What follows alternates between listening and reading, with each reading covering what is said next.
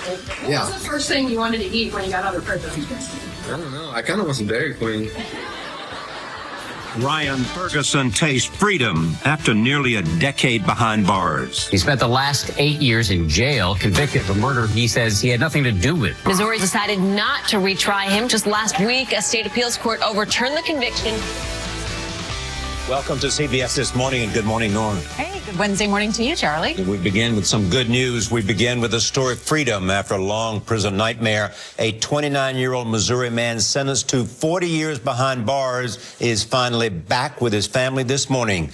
Ryan Ferguson spent nearly a decade trying to prove he is an innocent man. He celebrated his release last night with a steak and a beer. A state appeals court overturned Ferguson's murder conviction last week. Now Missouri's attorney general says he will not retry the case. Ryan Ferguson and his father join us in a moment. But first, 48 Hours correspondent Erin Moriarty is here. Her 8 years of original reporting uncovered many of the gaps in this case. Erin, good morning to you. Well, it is a good morning. When the state appointed a special prosecutor to handle this case last Friday, most people expected it would take months to resolve Ryan Ferguson's fate.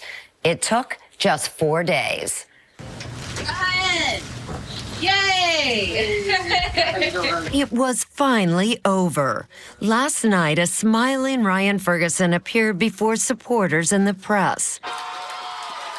No longer in handcuffs or his prison-issued jumpsuit.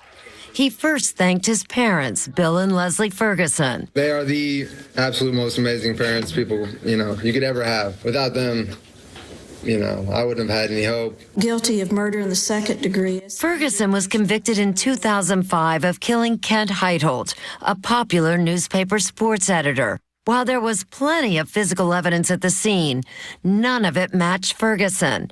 He was convicted on the word of two witnesses. One was Charles Erickson, a high school classmate who claimed they killed Heitholt in a late-night robbery. The other, a janitor who said he saw Ferguson at the crime scene. Both men later admitted they lied at trial. Surprisingly, Ferguson says he holds no grudges against his former friend. He was used and manipulated, and I kind of feel sorry for the guy. Alongside Ferguson was his attorney, Kathleen Zellner, who took his case pro bono after seeing a report on 48 Hours. He's so worth the effort of what we did, what his parents did. He's just an amazing, amazing person. Last week, the appellate court ruled that prosecutors concealed evidence from Ferguson's defense and that he didn't get a fair trial. Ryan Ferguson is now looking forward to the little things. I kind of want some Dairy Queen. Making up for lost time with his big sister and the rest of his family. And catching up with good friends. And of course, my beautiful girlfriend.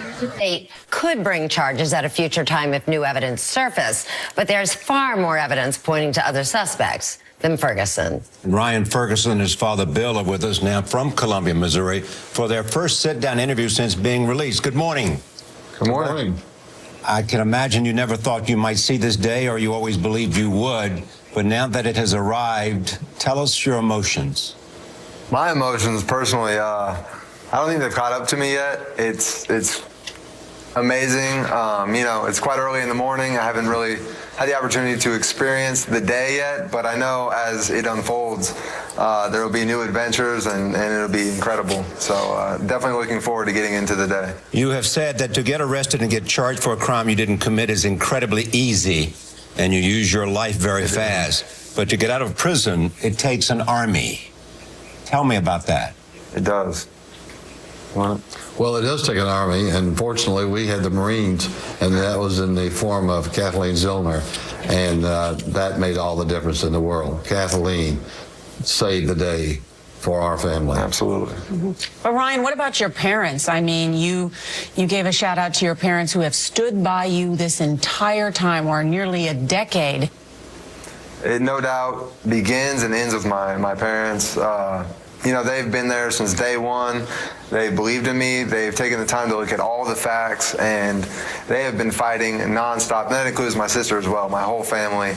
They have been incredible. And without them, I know that, it would have been very difficult for me to have hope and have faith in the process, and to be there when Kathleen came along to be able to help us. How do you restrain what must be a sense of deep injustice, a sense of rage, even the hostility you should feel or might feel to Mr. Erickson, who helped put you there?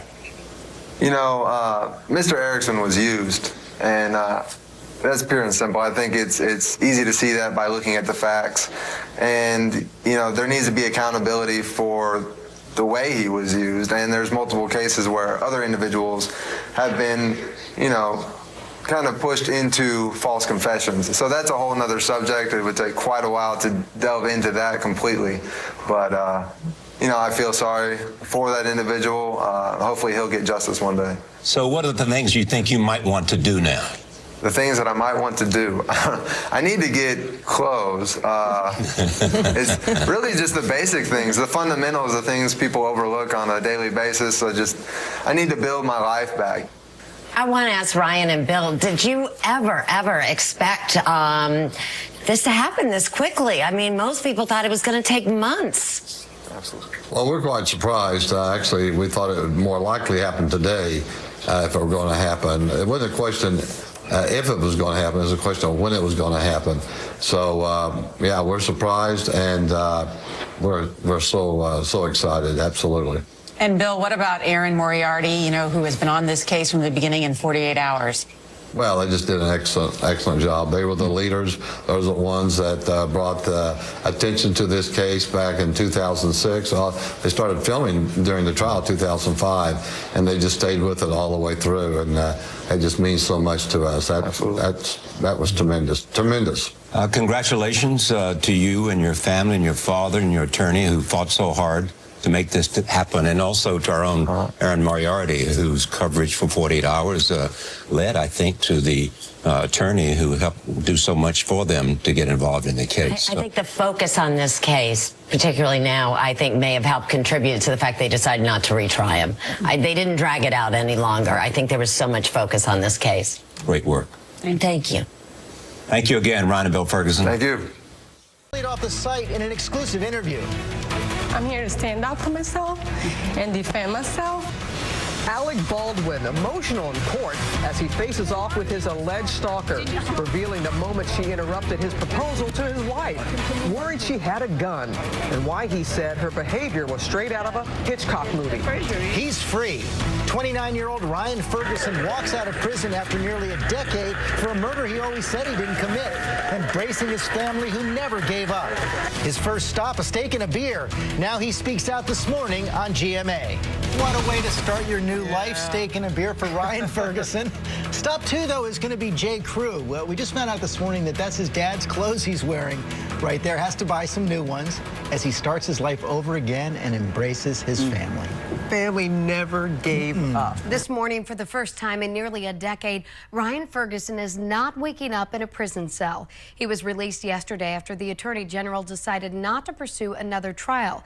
Ferguson was convicted for the 2001 murder of Ken Heitholt. Last week, that conviction was overturned after judges ruled prosecutors withheld evidence in this case. That's one of your top stories. I'll be back in 25 minutes. Story this morning, remember Ryan Ferguson, that young man walking out of prison now, free man after spending almost a decade behind bars for a murder he insists he did not commit. He's free now, standing by to talk to us in just a couple minutes. He is. And we're going to turn now to that big day for 29-year-old Ryan Ferguson, free now after spending almost a decade behind bars for a murder he says he did not commit. Ryan's standing by to speak with us after this from ABC's Chief Legal Affairs anchor, Dan Abrams. This is how I knew what was going on. This morning, Ryan Ferguson is a free man after spending nearly a decade in prison for a murder he always maintained he didn't commit. I'm actually happier for my parents right now than I am for me because, you know, they've had to deal with so much. Ferguson's ordeal began in 2003, 2 years after the murder. He and friend Charles Erickson were both accused of murdering sports journalist Ken Heitholt. Erickson accepted a plea deal and testified they committed the crime together for drinking money. I looked up and Ryan was over the victim. Ferguson was convicted and sentenced to 40 years. But then, years later, Erickson recanted, admitting he lied in his testimony against Ryan. none of the physical evidence found at the scene linked Ryan to the murder. Last week, a Missouri appeals court overturned Ferguson's conviction, saying, quote, newly discovered evidence clearly and convincingly establishes that he's actually innocent. Tuesday, the Missouri Attorney General's office announced it won't be pursuing a retrial, meaning Ferguson can now move on with his life. What has been particularly troubling is how long it took to get to this point. It's been clear for years now that there was no evidence remaining against Ryan, and yet only now is he finally a free man. George? That free man joins us now, Ryan Ferguson, along with his father, Bill. Thank you both for joining us this morning. And Ryan, I love that photo. How'd the steak taste? Oh, it tasted amazing. Yeah, a steak after that long. And I had an amazing person cooking it for me, an amazing steakhouse, G&D Steakhouse in Columbia, the best there is. So it was amazing. Good to see you get that plug in. Bill, I was so touched by what Ryan said about your ordeal. He said it was worse for you than it was for him. That's hard to believe. I would not want to trade places with him. I'm sure that's true. But Ryan, you also said that it was your father's advice that got you through this. Absolutely. There's so much that he's kind of guided me through in the past decade, my whole life, really. Anytime I needed him. Even worked at the phone so I could call him all day, every day if I needed to, and definitely helped get through, especially those first few years. You know, you need that support, you need amazing family, and fortunately, I mean, I definitely have that. You know, Ryan, just to hear that phrase, the first few years, I think most of us can't even imagine what it must feel like to be spending time in prison for a murder you know in your heart you did not commit. Without having had an opportunity to reflect on it, I still don't know exactly how it really feels, because I've just been trying to survive. And you try to make it from day to day, and that's it. And that's what prison's all about. You know, you just do anything that you can to make yourself bigger, stronger, and faster, and survive. And so that's what I did for a decade. And what are you going to do going forward? I'm not certain. You know, I'm going to work hard. I know that. Do a lot of things with my father. We got a lot to write, to work on together.